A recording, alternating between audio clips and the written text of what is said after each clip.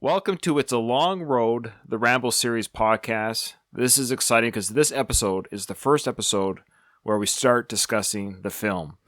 Last episode on this feed, if you haven't listened already, I beg you, I implore you to go back and listen to the interview I did with David Morale. But this is the first episode I am doing covering the films with a guest co-host. Let me just say, this guest co-host was my only choice for first choice to guest with me, and that is the Podfather himself, the Slycast host himself, Mr. Craig Cohen. How you doing? I'm good, and I apologize in advance for any stuttering I might have. It seems my internet doesn't like Discord tonight. Well, speaking of Discord, on the Rambo Series podcast, if you're listening to this podcast, I invite you to check out the show.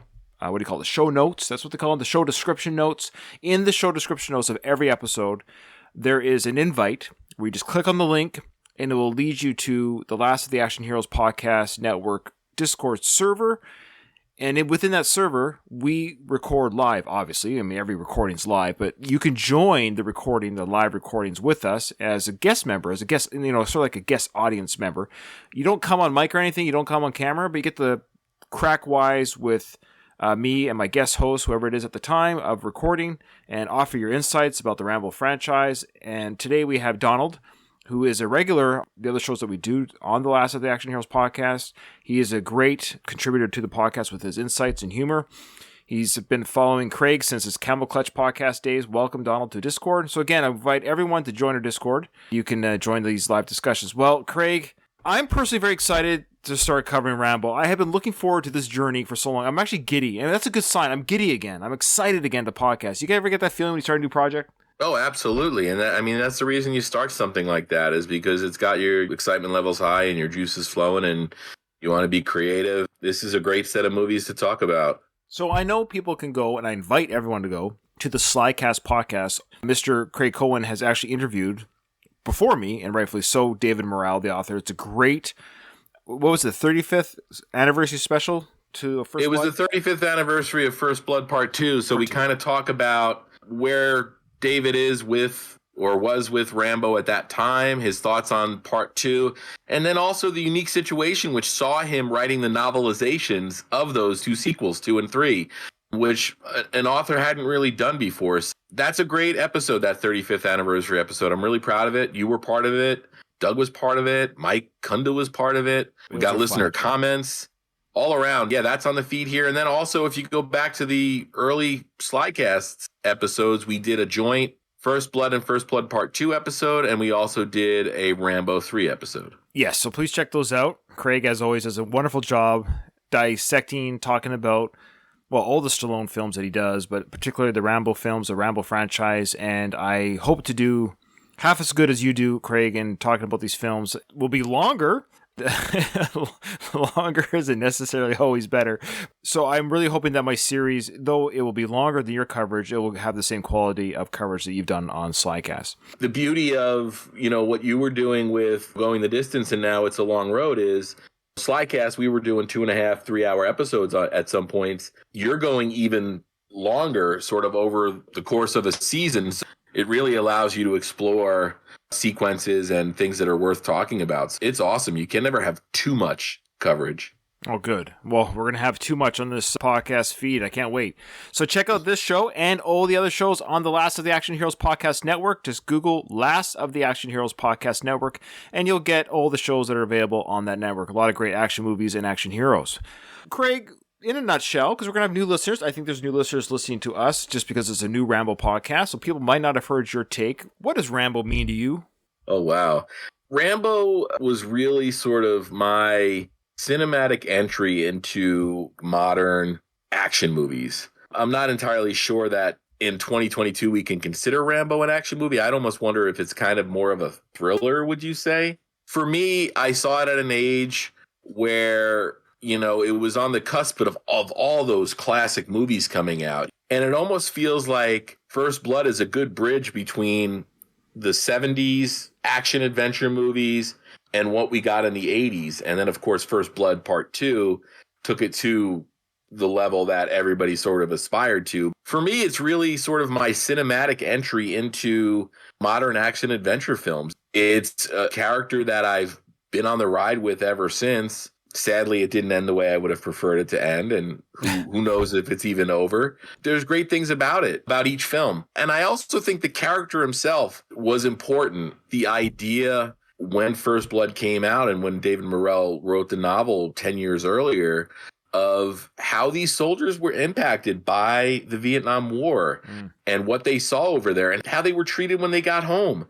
History has appreciated those veterans alive and killed in action and missing in action a lot more. Since First Blood came out, we got the big wall in Washington, D.C., the Vietnam Veterans Memorial. And I'm not sure if this film helped turn the tide or not. I mean, after First Blood, you got a lot of Vietnam movies as well. I mean, of course, Apocalypse Now kind of started things, but a couple of years after this, you had Platoon and Full Metal Jacket. It's interesting. Rambo's a very, very important character to me, and I almost feel if I had to choose a side, if I was caucusing, I would probably fall on the Rambo side as opposed to the Rocky side. Yeah, I mentioned that in my trailer episode, so to speak, of what to expect from the series, that there is a Stallone crowd of fans, that there are people who, now you're not quite like this, but there are people who are Rambo fans that aren't Rocky fans. And I was fully expect I'm going to get listeners of this podcast who haven't heard one lick of my Going the Distance podcast. In fact, I've got some fan mail right now that I'd like to read. And I say, oh, sorry, look at fan mail. Look at me. I got fans already. We haven't recorded a full episode yet. Well, I got a couple emails already. If you want to send an email, and I'll read it to the listeners on the show, send me an email to Rambo Series Podcast. That, again, is Rambo Series Podcast at gmail.com. And already I got 2 emails from that introduction episode that I did. One is from a listener that I had from Going the Distance, the Rocky Series podcast. He's our favorite German. His name is Patrick Mintel. He says, hello, Ryan. Just wanted to tell you that I'm very much looking forward to the Rambo Series podcast. I will be there all the way. And I love all the 5 movies, all for different reasons. I think that's fair. I feel the same way. And maybe we get another Rambo film with Sly. You never know. And that's true.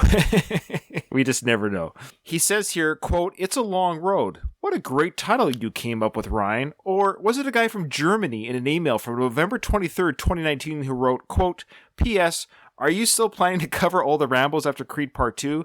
And what about It's a Long Road, the Rambo Series podcast as a title? End quote. Now, wow, that's very specific, Patrick. I'm wondering if you're trying to insinuate that you're the one that gave me that idea. And yes, he was. I think I put out on one of my podcast episodes when I was talking about doing this podcast during the Rocky time, saying I don't know what to call it. And Patrick, yes, full credit to Patrick Mintel. For better, for worse, Patrick, it is your title's name. I loved it when I saw it. I'm like, oh, I can't believe I didn't think of it. But you came up with the idea. So I love the title. It kind of fits with that Going the Distance moniker. And so that's why I love this so much. So thank you, Patrick, for that. Oh, awesome.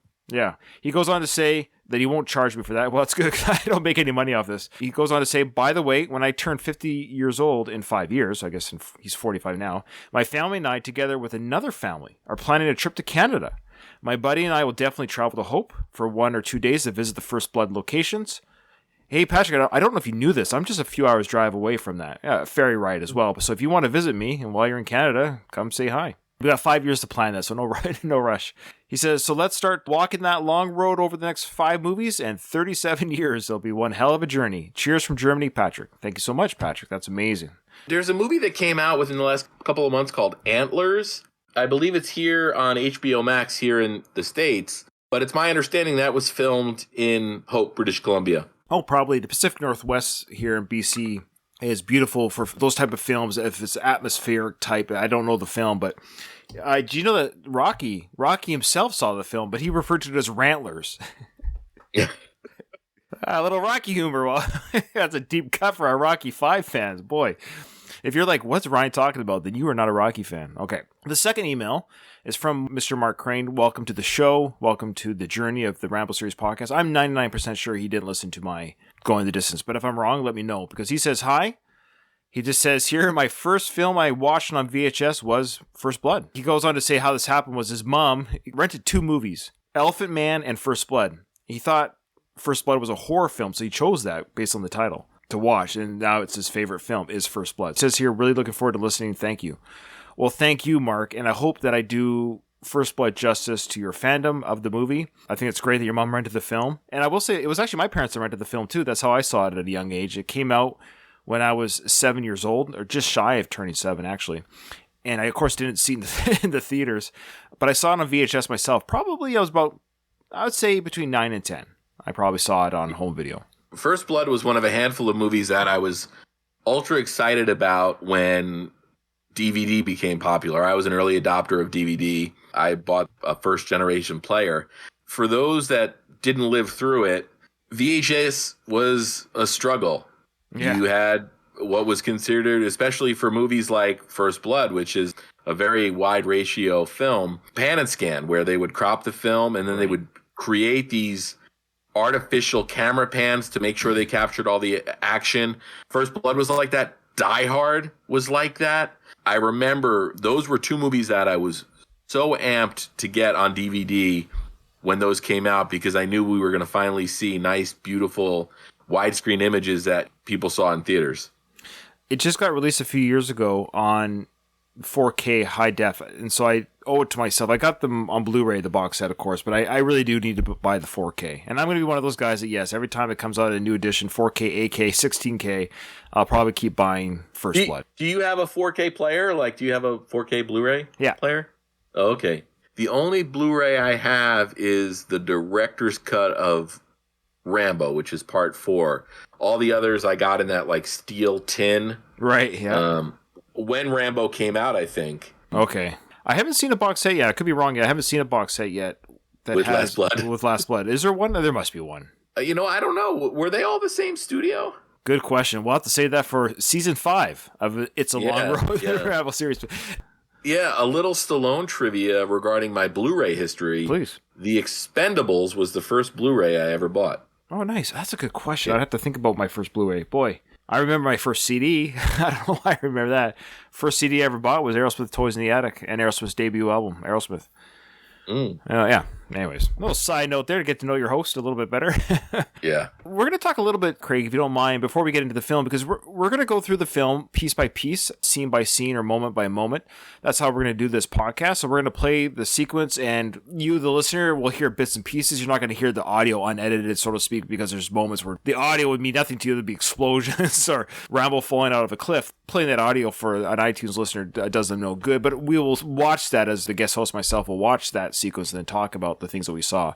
But because, Craig, this is the first episode of the series, would you mind just joining me a little bit of talking about some of the... This isn't going to be anything revolutionary. I'm not going to say very much that people aren't going to be like, really? It was filmed in Hope, BC in British Columbia? Yes. I'm not going to say too much that people aren't going to already know, but I think a couple beats might be worth mentioning. Yeah. Absolutely. Okay. And also, I don't know if and when, or I haven't heard your discussion with David yet, but if you got into at all some of the differences between the book and the movie, I think most people listening to this know it's based on a book. Well, here's a little behind the curtain. Right now, we're recording before my interview with David, so maybe some of the things that Craig and I are talking about now might sound redundant, but again, some people don't listen to interviews, so I guess it works either way. People are like that. Some people don't like interviews. Yeah. You just finished reading the book, right? 3/4 of the way through. I'm interviewing Mr. Morrell 2 days of this from this recording, and it will be done.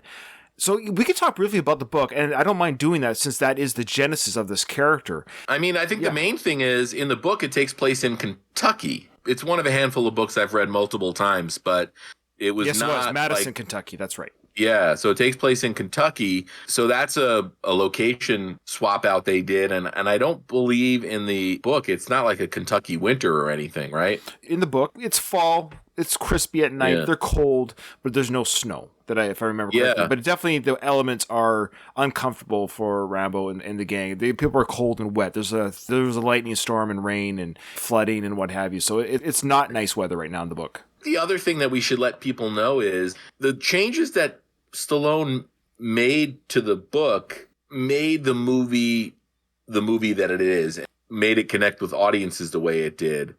In the book, you get alternating chapters devoted to Rambo and then also Teasel. And you get a lot more Teasel in the book. In the book, Rambo's a psychopath. He kills a kid in it. Pre-Madison, Kentucky events with Teasel. Yes, he hunted down a kid and killed him in his car because he slighted him on the street. Yeah. Stallone, when he sat down to adapt that book, Yeah, I mean, he sat down and read that book and said, I can't put this character on screen. Audiences aren't going to connect with somebody like that. And I think that's one of the great choices that Stallone made. And I'll go to the mat for the book and I'll go to the mat for the movie. I'm a fan of both. And I understand why they made the changes they did. And by no means am I like a purist in saying you need to, they should have straight adapted the book. I do know that within the last couple months, Quentin Tarantino talked about wanting to adapt First Blood.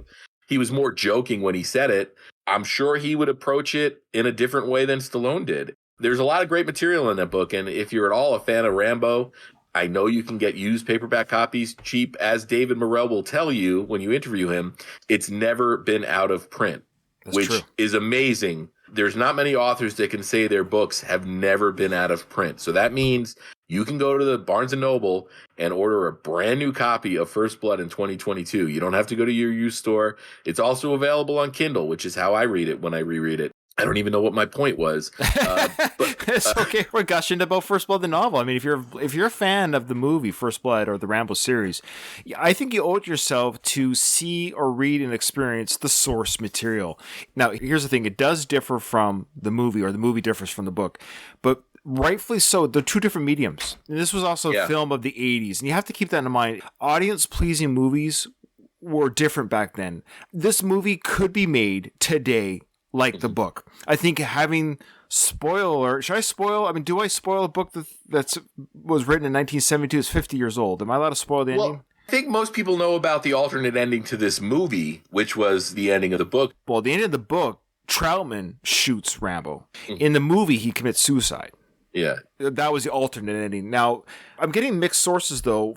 I'm hearing Sly, though that ending was filmed, I'm hearing Sly didn't like the ending, period, so they had it recut or refilmed. But I'm also hearing Test audience didn't like it, or are both true. Well, that gets to how Sly set up the character. He's provoked. They drew First Blood. Right. So if you look at the movie, he's not the psychopath from the book. He's a guy that just wants to get a hot meal and go through town, and he's pushed. He probably could have reacted to it differently, but this is also a guy that was trained to do what he does. He explored that in the other movies, and he explored that brilliantly in Part 4. His reaction shouldn't surprise anybody, and it doesn't surprise Colonel Troutman. What's really cool about this is that the book and the movie are very similar in tone. The character of Rambo is actually very true. Like, Stallone's performance is amazing in First Blood. Yeah, I think it's. Go ahead. I'm sorry, you're the host here, Ryan. No, that's fine. You're the guest. I'll be here the whole series. You go ahead. Yeah, hopefully I get invited back. Stop. No, I think another major point is David Morrell wrote this in the early 70s. Vietnam was still ongoing. The character of Rambo was younger in the book. Yeah. And also he was looked at by the people in the book differently as well. But I agree with you in the sense that Stallone did capture the essence of it. And I think overall, the essence of the book is there. Not to plug my other shit, but on this network feed is an episode of a show I used to do called Big Screen Book Club, where we talked about Die Hard and the book that inspired it called Nothing Lasts Forever. I'm a fan of both of those as well. And I think the movie works as a movie and the book works as a book, and they both work for their reasons. And I think the same thing can be said of First Blood. First Blood's a great book, and First Blood, the movie, is a great adaptation of that book. Other filmmakers would approach it differently. If they made an Amazon sort of original of it and made it an 8-episode series, it would be different. We wouldn't be doing this show right now if Stallone didn't sit down and write the script for First Blood the way he did and create a character that audiences can get on board with. And Sly knows how to give audiences what they want. And he doesn't do it in a cheesy, pandering way.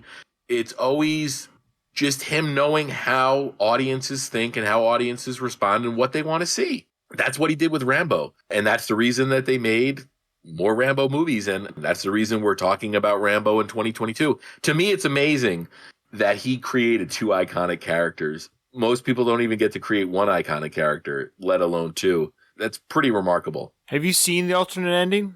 I believe it's on the set I have, and it was also part of the montage in Rambo 4. It might be the director's cut. It's been a while since I watched it, but you actually see the shot of Troutman, I think, going for the gun. So you actually see the blast. Again, it's been a while since I watched Rambo 4, and I can't remember if it's theatrical or the director's cut. I'm pretty sure that the set I have has the deleted scene as well. You can just go on YouTube, guys, listeners. If you haven't seen it, just put a First Blood alternate ending, and you'll see. I don't want to really spoil it. You can watch what was filmed. It's there to watch. Rambo dying by the hands of Colonel Troutman. It's kind of a combination. I would say murder-suicide per se, but it was like Troutman's holding the gun, but Rambo squeezes the trigger, and you'll see. That's the reason Kirk Douglas left this movie. He was originally supposed to play Troutman. Do you know why he was upset about the script or something? I know he wanted more screen time. Was that all? Or? He wanted to kill Rambo. I think he just wanted to kill Stallone. He wanted a live round in that bullet, and they told him, "No, sorry, Mr. Douglas, these are fake rounds. You're not killing anybody." And he left in a tizzy. Okay, yeah, so he left. Richard Crenna was the last-minute addition to the film. And boy, can you picture anyone else playing Troutman than Crenna? Oh, it's one of those things where you always say it's great that things happen the way they did. Right. I'm sure when they were in pre-production of that movie and they had the quote-unquote true creative differences with Douglas, that nobody felt great about it. 40 years later, you watch that movie and it's Richard Crenna's performance. I don't know if what you did when you read the book, but when I read the book, I picture Richard Crenna. Yeah, and I'd actually just picture a younger Rambo, because they really do a good job, and Mr. Morale, the author, does a very good job of describing this young kid, and you can't help but see the character as a young kid in the novel, but I still just see a younger Rambo, or Sly's version of Rambo. It's just easier to see his image running around. Speaking of casting, Brian Dennehy playing Teasel, boy, he what a powerhouse. With those three in this film, I mean, absolutely, all three of them, every scene they are in is just scene-stealing, amazing stuff. The book, again, gets more into Teasel's sort of Korean War backstory. It's a great read, and there's a reason that it's been in print or never gone out of print, and that David Morrell is a working author. He's got a lot of books out. First Blood's not the only movie that's been made out of his material. But what's crazy, though, is it was the first book he wrote or got published. Yeah. What a way to start your career. Hey, I'm just going to write this book. Shortly, the rights to the novel, I should say, were bought shortly after the publication in 1972, I think the same year, and it changed hands from different directors. Some names we know, Robert De Niro and Clint Eastwood were both asked to play Rambo in the 1970s. I can see Robert doing the 1970s, not so much Clint. Sidney Pollack was asked to direct. It was attached to direct. John Badham was asked to direct. Frankenheimer was asked to direct. So all these different names went through it, but it finally fell into the hands of Mario Kassar and Andrew G. Vania. And of course, Kassar is a huge name in producing. Vajna's dead, right? He passed away a couple years ago. He unfortunately did pass away. But Mario Kassar, he's he's 70. So he started the stuff young. Check out some of his producing and executive producer roles. Now, of course, we reviewed Escape to Victory. He did that one. Other movies that he produced were Terminator 3, Lolita, Chaplin with Robert De Niro. But then check out some of his executive producer. I mean, this is where you put the money where your mouth is type producing stuff. So, of course, First Blood.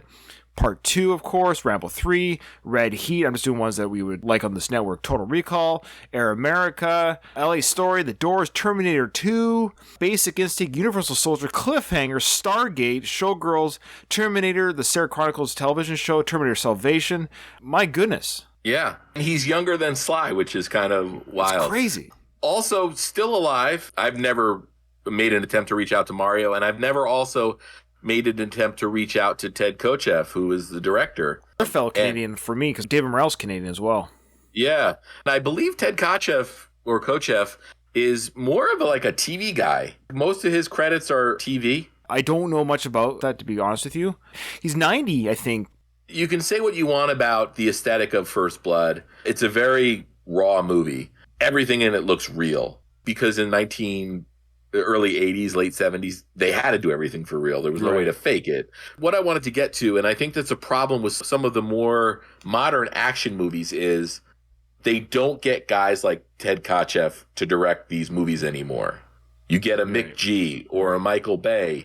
And those are guys that don't care about the talking scenes. Right. They just want to watch shit blow up. One of the main reasons that First Blood works as well as it does, and why I wouldn't really call it a straight up action movie, is because of the approach that Ted Kotcheff took. Could also say Stallone's script, but they just don't approach these movies like this anymore. There's something very special, very unique about First Blood. When I was younger, I probably remembered Rambo First Blood Part 2. I think I remembered that one the most for many years. And then it wasn't until I got a little bit older, late teens, early adulthood, when watching First Blood, I recognized, boy, this isn't quote unquote just an action film or not as actiony as Part 2, but this is a great film. When I spoke to David, we kind of came to the conclusion that Rambo 2 is the Rambo that everybody knows. That's the Rambo that became an icon. It's like Rocky 3 and 4 in some ways. Yeah, exactly. The parallels are impossible to avoid. People that discount Rambo, it's the same people that discount Rocky. Right. Rocky and First Blood are special movies. Their respective franchises have been looked at in a certain light because of the movies that came after them. No, Rocky won Best Picture.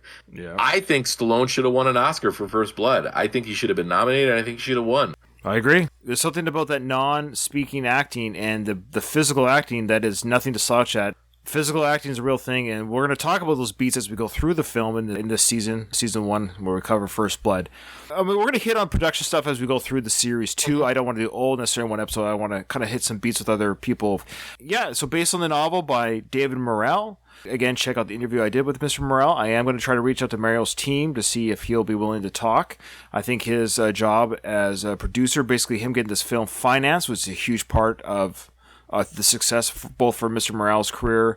One other name I want to mention before we start watching things, and I think you hear him before anything else, and that's Jerry Goldsmith and the amazing score he did for this movie.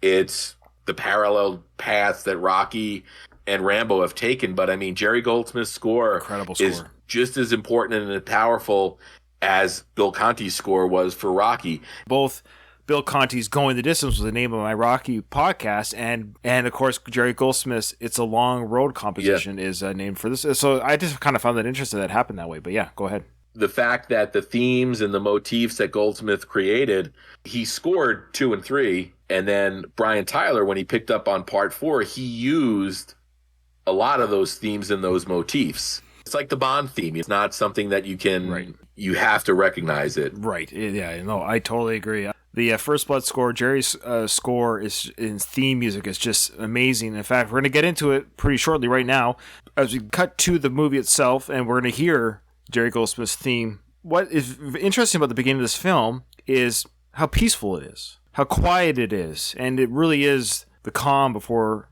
the storm. I love that acoustic work there.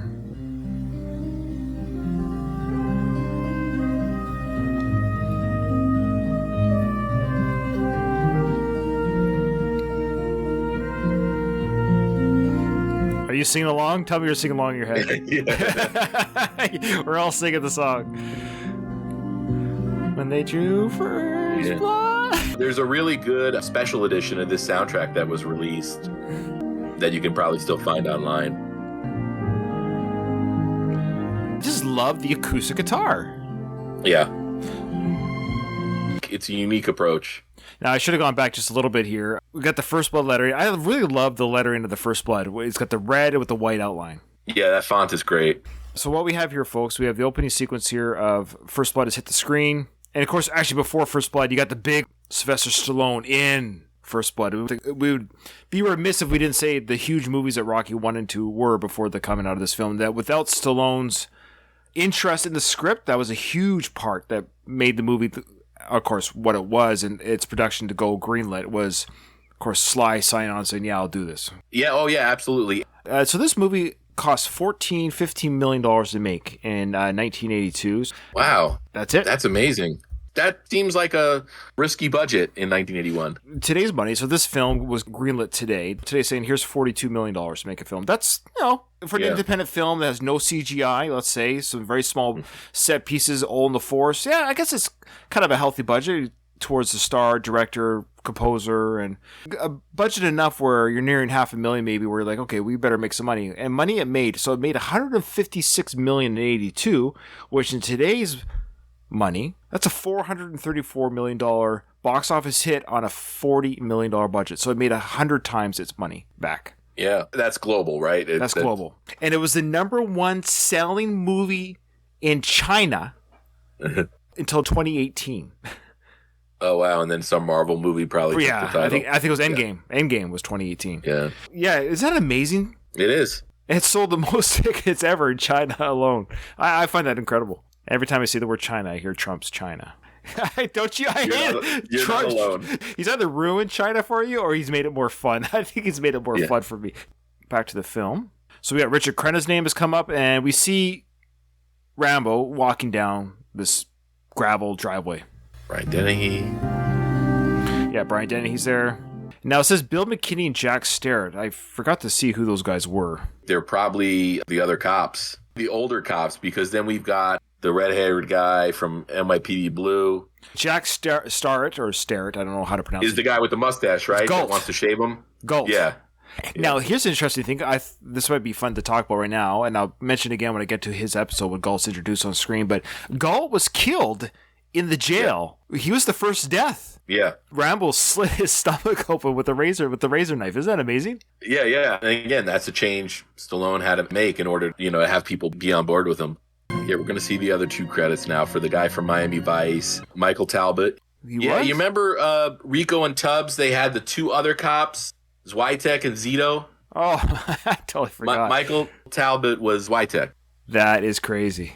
He's 67 now. I think what we'll do though, Craig, is when we get to the actual characters on screen, we'll kind of hit their beats. But but those are the names, and the rest of the names I'd have to Google anyway. So, but when we get to the characters, I can't remember the red-haired guy's name. That's David Caruso. David Caruso. Oh, David Caruso. Come on, Mr. Michael Talbot. Before I remember David Caruso. That's ridiculous. But David Caruso, he went on to great fame, of course, with CSI Miami, where in every episode he'd take off his glasses. Isn't that how? Yeah, he was like a meme. He was one of the first memes, probably. Taking off the sunglasses. There he is, David Caruso, yeah. Right underneath Elf. Elf Humphreys.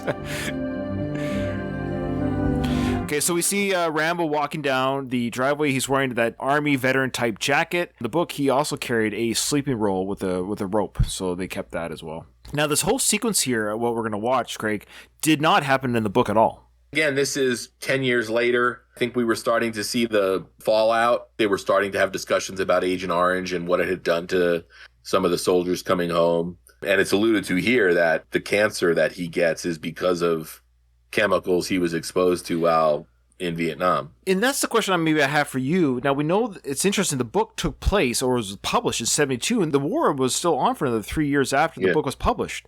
But this film comes out in 1982, which is about, 7-8 years after the conflict ended officially. It's still fresh in the memories of Americans, but it could make sense that, is this one of those things where we are watching the events of 1982 here and not the events of 1972 in the film? Is that how you're understanding that? Yeah, and I know our buddy Matt from Rambo Mania, or whatever his show is called now, has talked about the timeline of Rambo before. I think he falls on the side of it is the 70s, but I've always taken this as the movie takes place in the year it was made. Yes, I agree. There's no information, well, aside from Stallone's age, to indicate that. Because if it did take place in 1972, Stallone would have been younger. Because Stallone was... He's 36 in this film. Yeah. So that kind of makes more sense for his age. He looks 36, which is, he looks great. He's in great shape. But that would make more sense that the conflict ended 10 years previously, let's say. So he was 26 when the conflict was over. That kind of makes sense. He was, 5 years in the Vietnam War, survives the war, and he's still wandering the roadway, so to speak, 7-8 years later, and he's 36 now in the film. I think timeline-wise it makes sense, and I don't think it was uncommon for people to still wear their fatigues or jackets from the war, even in the early 80s. Well, that was his identity. That's all he had. Right. The reason why he's on this property, if you look at his face here, Craig, as he's walking down the driveway, he looks content and very happy, wouldn't you say? Yeah, I think there's going to be a shot in a couple of seconds where he's sort of overlooking the property, and they do a shot on him where it's a look of hope. I think he's excited to meet his friend, who he's going to learn in a few short seconds is dead. And that's what really is the first thing that triggers him. But it's heartbreaking almost to see the look on his face and the hope in his face, and watching this movie now and knowing what happens, feeling bad, knowing what he's about to hear and experience. This is a great shot here. He's going down. It's a great camera shot choice where he's walking down the driveway. You hear laughter of children or whatever. A beautiful lake. Say what you want about the poor demise of Dalmar. His widow's got a great property. Yeah. Yeah, I think it's coming. Here's the Oh, shot. look at that shot there. Yeah, What a gorgeous yeah. shot. That is Postcard. not a shot you saw on VHS. You saw basically Stallone in his bag. Oh, because the widescreen abilities.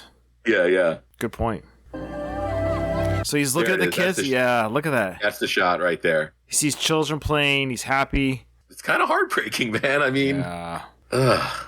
When's the next time he made you laugh in the films or made you smile? In the Rambo series? Yeah.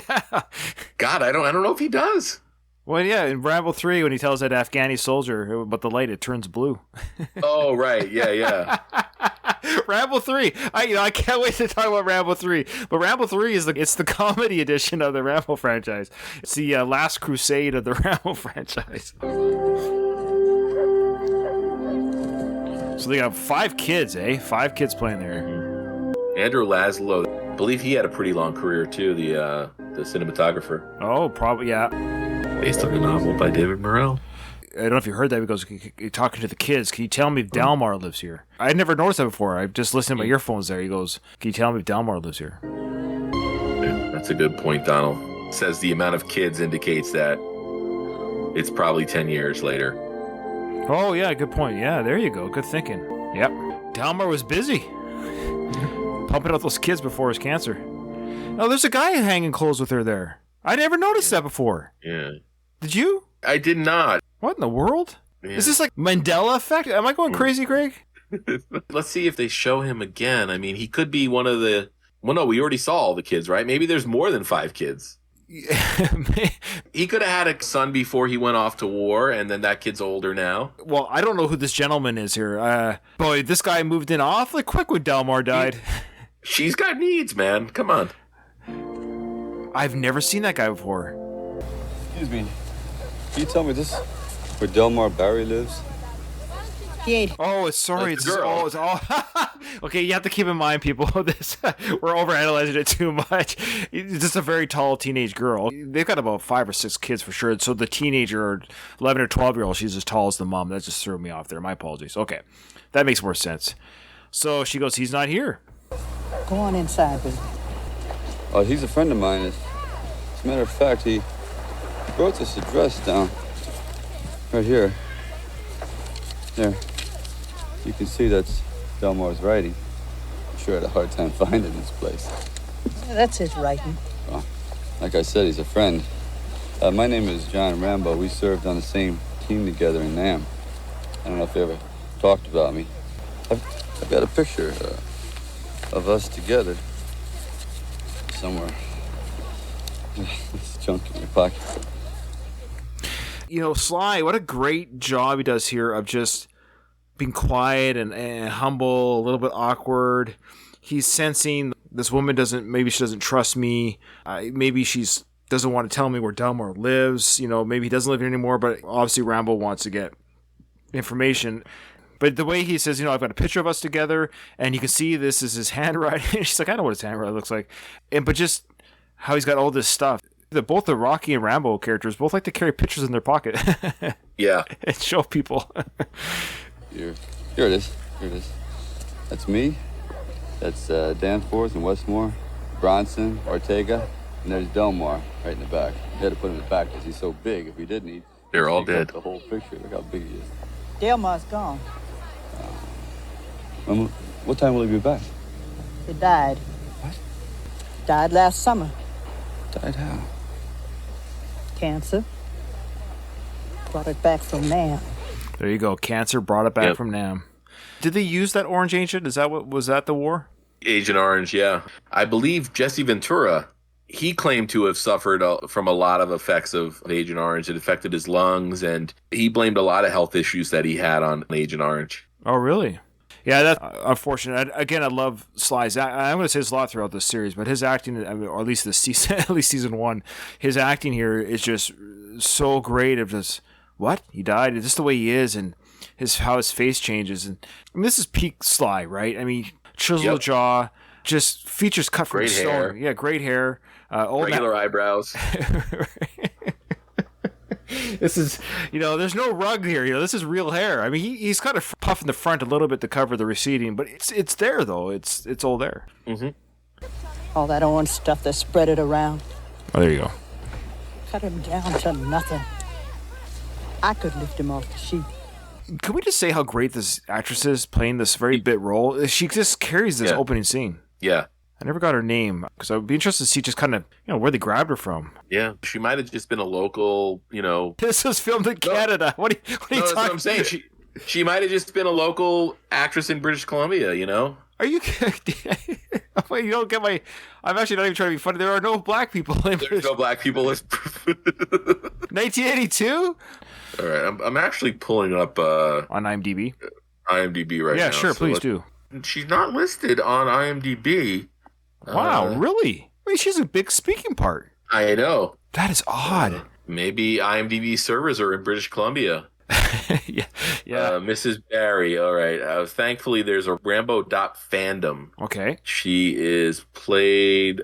It's not made clear as to whether or not she is Delmar's wife or mother. That's a good point, because if he's young, maybe that was his family, and he was the oldest one that left for war, so he was the senior child. But I think we're led to believe that's his spouse. Somebody here on Rambo.fandom is saying, I've been trying to look her up and see who she is. She's not even in the ending credits. So that is insane. We might have to solve a mystery here. This is a challenge to all my listeners. Right now, I need you guys. I need detective work done right now because Ryan has to get her on this podcast. Hopefully, Agent Orange hasn't taken her yet. I never thought about that. You didn't see a female name in the opening credits, and I don't recall the end credits of this movie. I haven't really studied them too well. Might be a mystery in place. That's insane. That's actually crazy. This is fun. Okay, if you have the answers, hit me up on... My email is rambleseriespodcast@gmail.com, or find me, it's a long road, the Ramble Series Podcast on Twitter. Look how beautiful it is. That's beautiful British Columbia, my friend. In fact, our license plates, that's what it says on our license plates, beautiful British Columbia. It's just gorgeous. It's a beautiful province. Best province in Canada. Now, this is supposed to be Washington State, though, in the movie. I believe so. Pacific Northwest, yeah. So he hands her the picture. That's a great gesture. It's twofold. We find out later that Delmar was the last of the survivors from his platoon or his troop. So it's him letting go. Yes, exactly. So he's giving the picture, and he's basically like, I'm not holding on to this anymore. Everyone's gone. I'm the last one. That's survivor's guilt. She's the widow, I believe. That's why I believe she's the widow. It could be the mother, but the age doesn't make sense. That would mean maybe Delmar joined at 17 or 18, which is possible. Yeah. But the kids that she has right now are too young. That's why I think it's the wife, but whatever. Yeah. And his walk back slow, sauntered. And he throws the letter that Delmar read him into the fire pit there.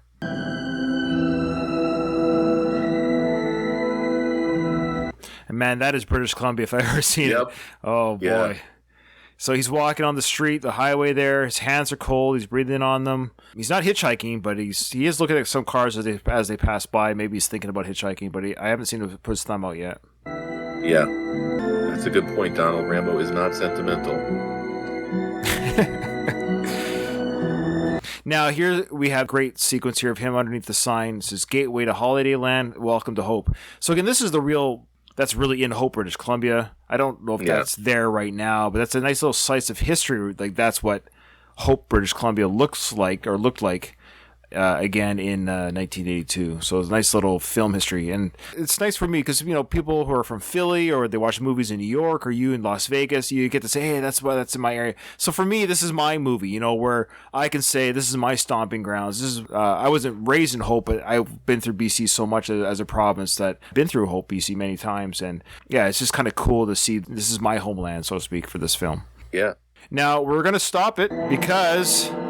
the next sequence, of course, is he runs into Mr. Sheriff Teasle. And Mr. Doug Greenberg from the Rocky Minute podcast, he and I will be covering that first introduction between Sheriff Teasle and Rambo. Lucky guy. You're the inaugural, though. You're the podfather. You came on the first episode. And I've told this to Doug for Rocky Minute.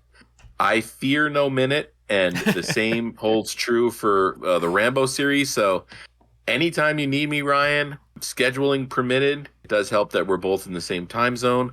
I'm there, man. I'm not afraid to talk any scene in any of the movies. And told Doug I'll take the scenes in the Rocky movies nobody else wants. And I'll do the same here. That's awesome. This movie has a great setup, and I think that scene, it's not in the book, but I think it's an important scene to sort of set up the character, where he's at mentally. It tells a lot of story. Very little dialogue, tells a lot of story. Yes, I totally agree, Craig, and thank you so much for coming on. So I guess that's it, Craig. The first episode is over. Nothing is over, Ryan. You don't just turn it off.